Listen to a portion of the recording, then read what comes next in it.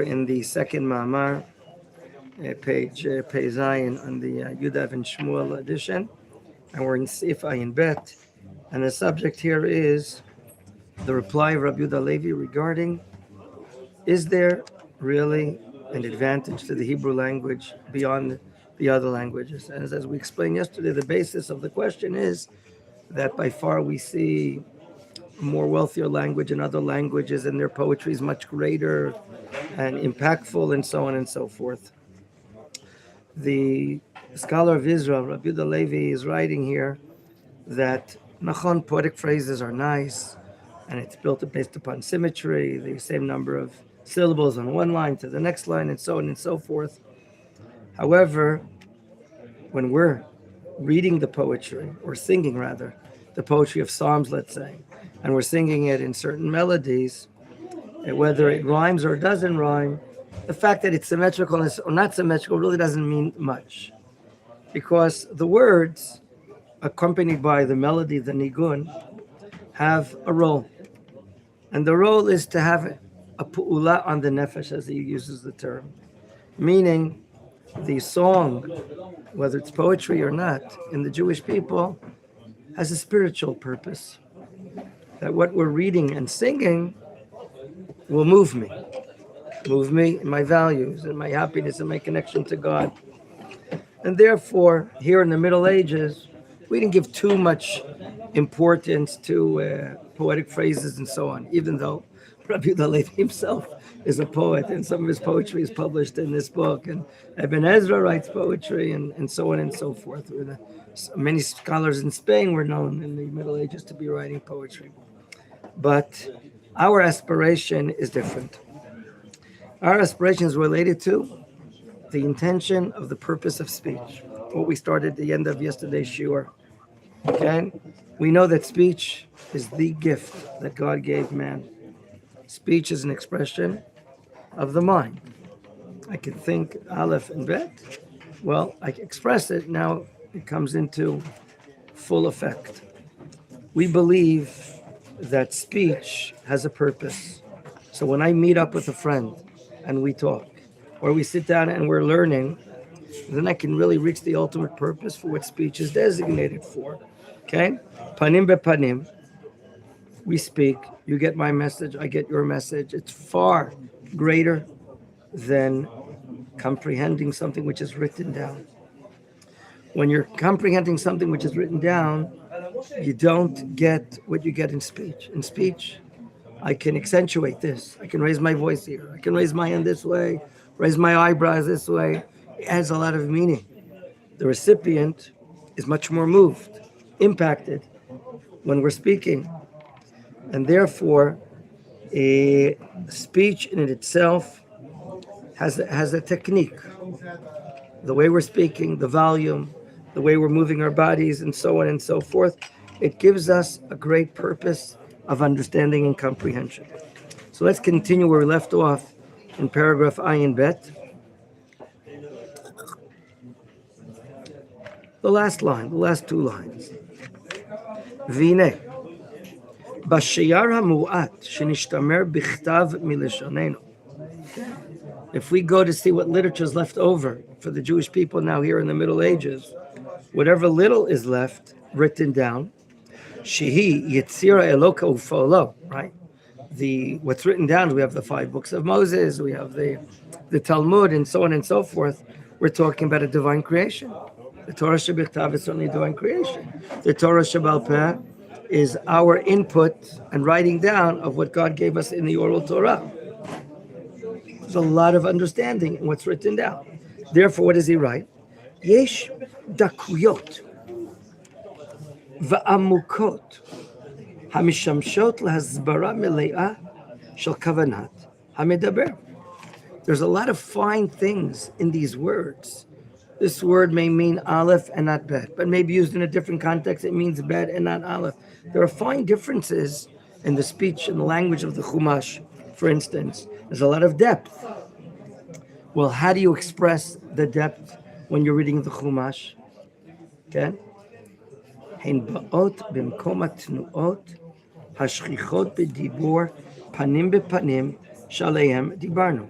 What now I'm referring to, Rabbi Levi says, is if we take the text of the Chumash, which has such fine words and fine differences between the words, and this symbolizes this and symbolizes that, how do you, the reader, the listener, excuse me, how do you understand what I'm reading without movements in my speech? The answer is Halohem Hata'amim. We're now getting into the world of what we call Ta'amim Mikra. Okay? It's interesting that these cantillation signs are nicknamed Ta'amim from the word Ta'am. We have to ask ourselves, why is it so? Why is it also called Ta'am? But what do the Ta'amim do? What is its purpose?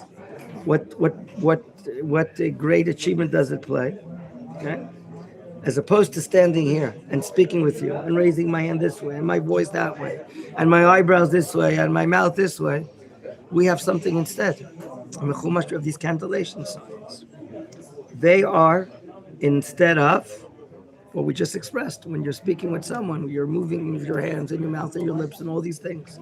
How is this? Okay? Haloim Tamim Bahem Anu Korim Bamikra. Okay? By the way, just for your knowledge, in Tiberia, I don't know, 600-700 years after the Common Era, maybe 800 years after the Common Era, we had experts that were called Ba'alei Misorah. They were the masters of handing down the tradition of the Chumash, word by word, letter by letter. Okay? How a scroll is supposed to be written, and so on and so forth. They're the ones that seem to be the ones in charge of bringing into life the Tamei Mikra. Now, the Tamei Mikra, these cantillation signs, enable us, the reader or the listener, to understand the fineness, the subtleness of the psukim, of the words. Is it a question? Is it an answer? Is this more emphasized? Is this less emphasized? And now we'll see the obvious techniques or tools of the Tamim. Okay? Haim, these cantillation signs, mitzaynim et hamakom bo hitkavena medaber lafsik bein inyan li'inyan.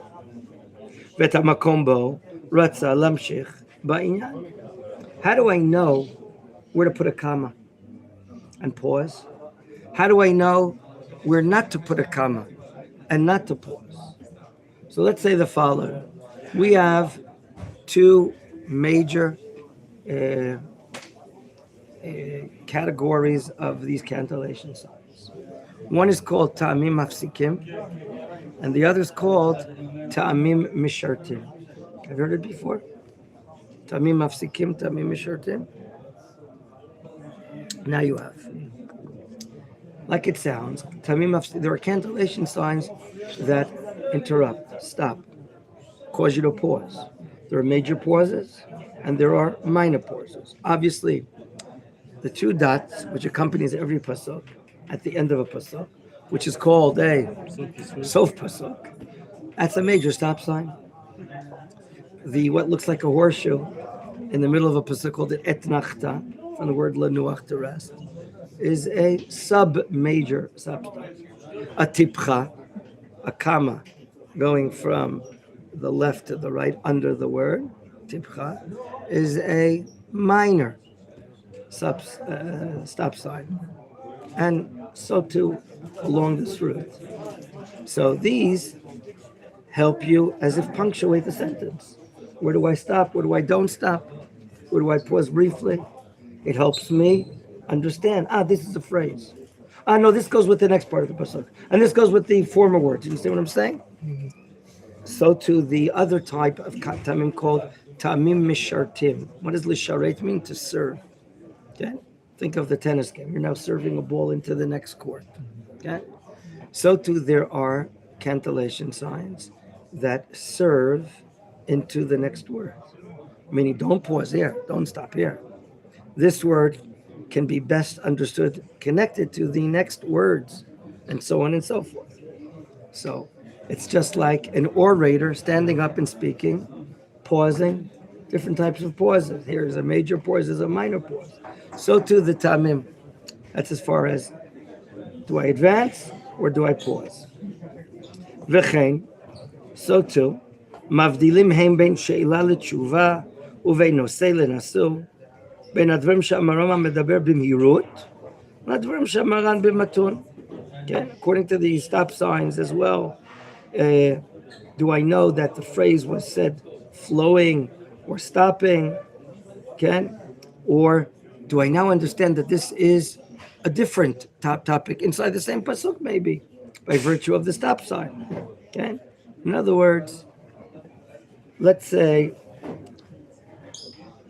for a few reasons, or for a few purposes, we have Tamei Mikra. First of all, as I tell when I teach children for Bar Mitzvah, our sages said that the Tamim are Litiferet Hakriya, for the glory of the reading of the Torah. The Torah is a song, right? How do we know it's a song? God says in Parshat Ha'azinu, quote, Kitvuli et Ashira Hazot, write for me this song. Chazal learn out that this is one of the 613 mitzvot. What? A commandment to write a Sefer Torah. And what is it called? A song. So if it's called a shira, I have to know how to sing it. Okay? So number one, for the glory of the Torah. Number two, to better understand the Torah. Do I stop here or I don't stop here? Third, the position of the cantillation sign helps me properly pronounce. Take the word virachel, and then the next verb, conjugated verb, is bet, aleph, hey. Can you pronounce that word, that verb? Virachel, and Rachel, what did she do? Bet, aleph, hey. What's the word? Ba'a. Can you pronounce it a different way? So you took the same verb, which was conjugating, you pronounced it different ways. You said ba'a, and he said ba'a. Are you right? Are you right? The answer is you're both right. How can it be? The term appears in two different places in the book of Bereshit. One place, let's say what Shmuel said, the cantillation sign is atop the first consonant in that word, on the bet. And therefore it's pronounced Rachel ba'a. The second time, like you said, Idan, is where the cantillation sign appears on the aleph, and therefore properly pronounced Rachel ba'a. Come on, give me a break, Menachem Listman. What's the difference? Answer. The verb Rachel ba'a and Rachel came. Rachel ba'a and Rachel is coming. Wow. There's a difference in meaning depending upon the pronunciation. And what determines the pronunciation? The position of the cantillation sign. And if you're reading on Shabbat this pasuk, and instead of reading V'rachel ba'a, you read V'rachel ba'a, hey, politely, you're the gabbai, right? You tell the Baal Koreh, would you please read it again the proper way? Why? Because you just changed the meaning. Do you have a right to change the meaning of the Torah? You don't have a right to change the meaning. So here we see that as opposed to poetic phrases and poetic writing, and when we're talking about the speech of the Jewish people, whatever's left over and written, we even have what people would do as an orator speaking, moving their hands and mouth and pausing this. We have the cantillation signs, okay? And this helps us understand the fine differences in the words, okay? The Tamei Mikra, and you know what? Maybe some say that's why it's called ta'amim. It makes it tasty, ta'im, okay? It gives us more reason and understanding. It's ta'am. It gives us reasoning and taste behind it. Let's continue. Al kol eila efshar lichtov chiburim shlemim. About the science and the techniques of the cantillation signs, we can write many books. We can author many things. There's a lot to say about it. But right now, there's no need to. But we're now getting an understanding. But you know what? This is exactly what he said before. What is speech? What is communication for? It's an expression of life to express ideas, to express ethics and morals and goodness of God. And therefore we give taste to the reading of the Torah by these cantillation signs. There's even an enactment, if you read Nehemiah chapter 8, there's an enactment by Ezra, right? Coming back to Zion, He enacts that the Torah should be read before everyone with the cantillation signs. That's what Ezra says. Okay? So, and as some of you know, and this, especially the musician sitting next to me, some of this goes into G minor, G major, F minor, F major. Give me a high tone. What is it? E. E. There you go. As if I know. E minor and major. Oh, whatever. We have certain startling. If you want to say something startling, there's a tam called the pazer. Vayit Ken. Vayit Mameya. It's like a pazer times 3 or something like that. It's expressing something surprising, something you didn't expect. So, as opposed to reading poetry, right? You go to the local library in your school, and there's a poetic reading this afternoon at 3:30 in the afternoon, and the person stands up in front of a microphone and reads for 10 minutes the most boring thing in a monotone language, doesn't move his up, doesn't go up, just reads it. So it's nice to have symmetrical things, but come on. As opposed to hearing the reading of the Torah, going up and down, stopping, pausing. It's exciting, it's interesting. It grabs our concentration. Then, as opposed to hearing symmetrical poetic reading of things which are often monotone. Let's continue. Adam sho'ef el kol eila ein safek badavar ki yivater al hashir hashakol.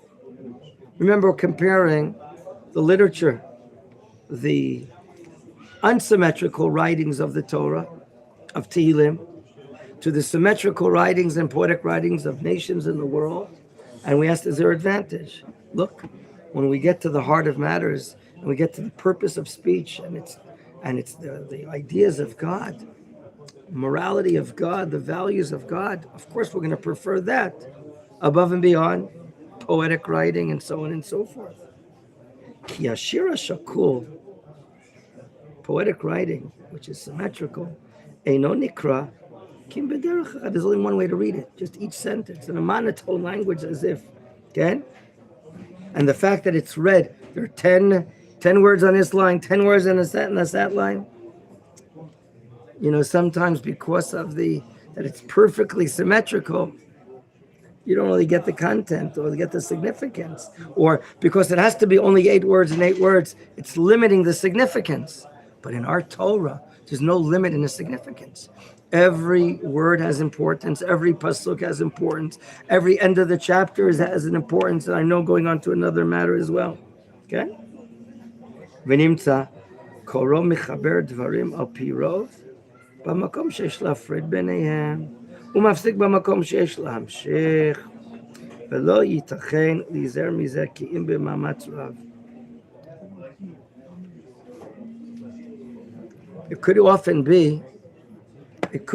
be that when you're reading the symmetrical poetic writing, and it's only read in one way, you could be connecting things that have to stop, or you're stopping in ideas where you have to continue. And therefore, he's basically writing some criticism here of the disadvantages of poetic writing and that the fact that it's being symmetrical. That's Rabbi Yehuda Levi. Some say in their commentaries, he's basically criticizing himself because he himself wrote poetry. And he's talking about the disadvantages of these matters. Let's go on.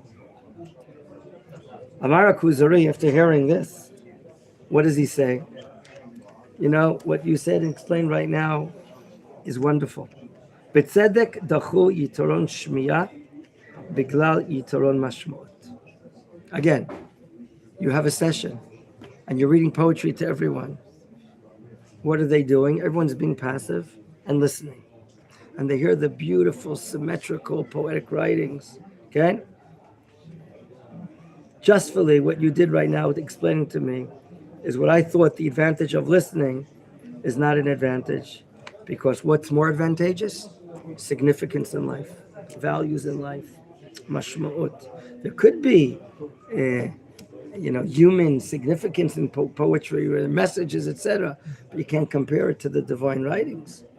Ki hamishkal na'im rak l'shem ha'ozen. When you're talking about poetry and symmetrical writings, it's very nice to the ear. You see the structure, the rhyming, the amount of words in every line. It's cute, it's nice, it's pleasant. Whereas what do we have? Ve'ilo, mesoret hatamim, but our tradition of cantillation signs, kolelet mashmuot advarim. It includes significance. Okay? We have significance.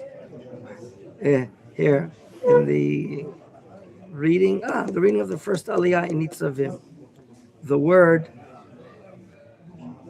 letters Bet and then Torah. Bet, connect that prefix to the word Torah. One time it appears Bet Torah Hazot, and one time it appears, twice it appears Bat Torah Hazot. And that Bet is accentuated. Be is in. Ba is in the. T-H-E. And so 3 times it happens in the reading on Yom Shini and Chamishi. Ba is twice and Be is once. And it's a big meaning. So the wording and the cantillation signs are showing significance. We prefer in our lives significance than poetic beauty.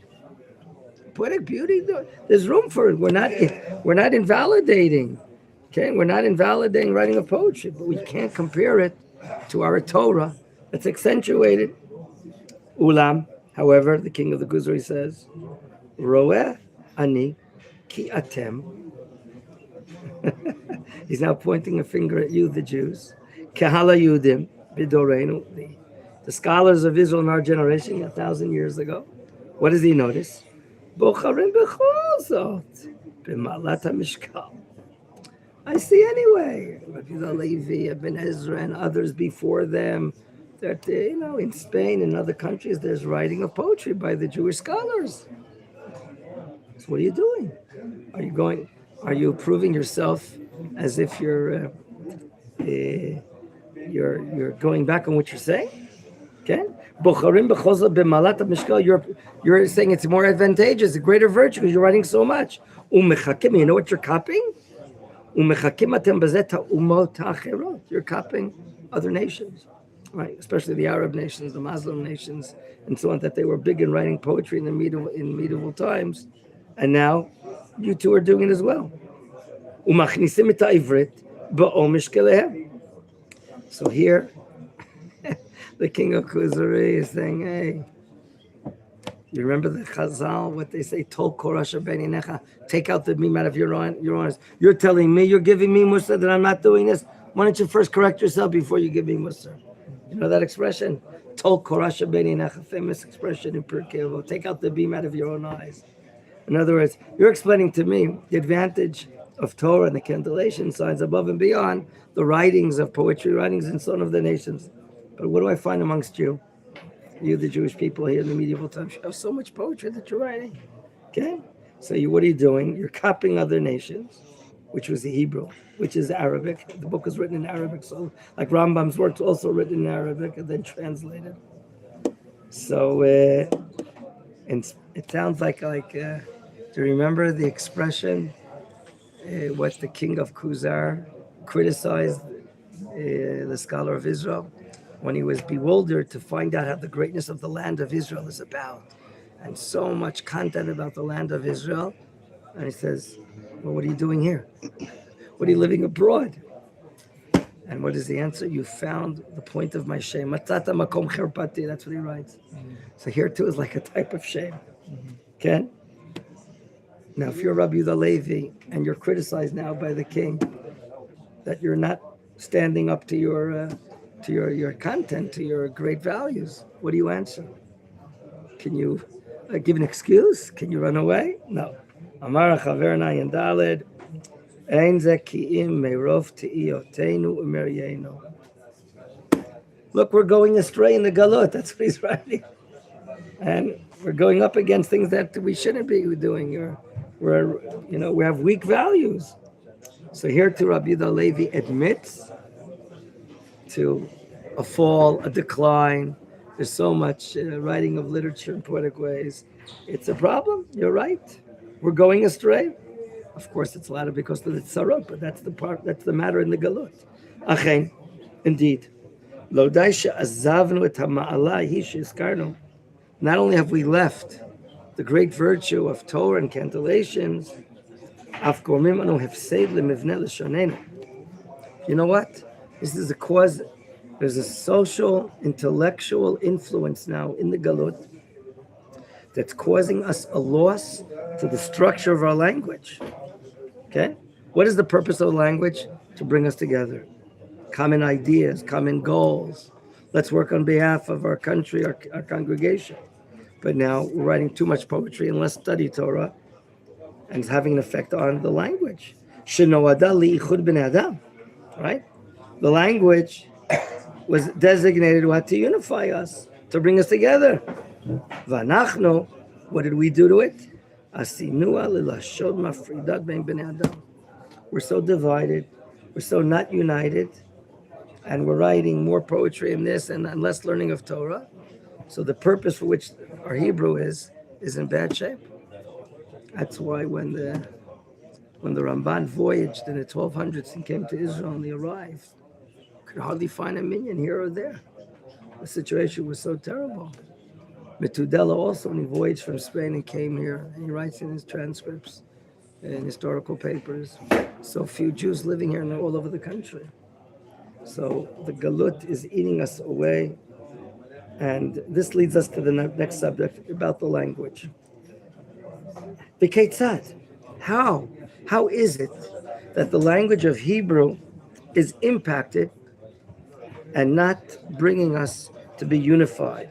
B'keitzad, Amar Chaver, Hayim lo ra'ita mea anashim korim b'mikra ki'ilu hayu ish echad. Go to any Sephardi synagogue, Yemenite synagogue. There are paragraphs. It's the morning service or the Arvid service on Shabbat, especially, that they all read. And they all read it with the same type of melody. And everyone reads it at the same pace. It's like some of the Kalibach melodies that you find in Ashkenazi synagogues. 100 people in a synagogue, all singing the same song perfectly together, united together. They go up, they go down, they all sing it on the same levels. Okay? As if they're one person singing. Mafsikim kriyatam berega echad, mamshichim kechad. Okay? Mizmor shel Yom HaShabbat, even in the Ashkenazi synagogues, right? Take that as an example, illustration. What's the melody? Mashir shel Yom HaShabbat. They're all singing together. They go up and down at the same time together. So the power of psalms being sung together unites the public, unites the kehillah, brings them together as if they're one person singing. Okay? Do you know there's a custom on the night of Hoshana Rabbah, just like there's a custom on the night of Shavuot to read the Chumash Dvarim, sometimes read the entire Torah. So they all read with the same cantillation signs from Bereshit bara Elohim and they all read with the same cantillation. It's as if they've been practicing for years and they got it down pat. They're like a choir. So you see how it unites them equally without a problem, and that's the power of the language. Okay, Ayin Zayin, Amara Kuzari, Achen indeed, Hidbonanti b'zeh. I was contemplating about this, thinking about this. And you know what? The fact that you sing in your communities, in your congregations, and it's everyone together, I never witnessed such a phenomena by the other nations. Lo ra'iti kamo lo beparas, velo ba'arav. In the Persian countries and in the Arabian countries, I never noticed that they're really singing together in a uniform way, in a unison way, and it brings them together. This phenomenon is only by the Jewish people. It's something really outstanding, isn't it? Whereas when you're reading poetry, everyone's going to read the poetry in the same way. It's It's going to bring them together. You're going to read louder. You're going to read softer. You're going to read up. He's going to read down. He's going to stop in the middle. You're going to stop at the end. Hodieni Efa, please inform me henceforth. Ech higatem el malazot bilshonechem. How did you reach this level of unison, of a uniform way of singing, that everyone's singing as if it's one person singing, even though it's 100 people singing? How did you reach this virtue? As opposed to poetry that ruins the idea and the content and so on. In other words, we know that the Tamei Mikra express significance inside the Pasuk, and everyone reads it the same way. Stop, pause, go on, continue. How does it happen? And that'll bring us into the next subject, which is Dikduk, that I'm likely to say we're going to read just a little, because the laws of grammar in the time of the Rishonim is not the laws that we have today, or the klalim, the rules that we have today are different rules. It's just like the new math and the old math. So it'll be different. So we'll continue B'ezrat Hashem tomorrow, B'li Neder and Ayin Chet, with this matter regarding Dikduk of the Ivrit. Okay? Shakor.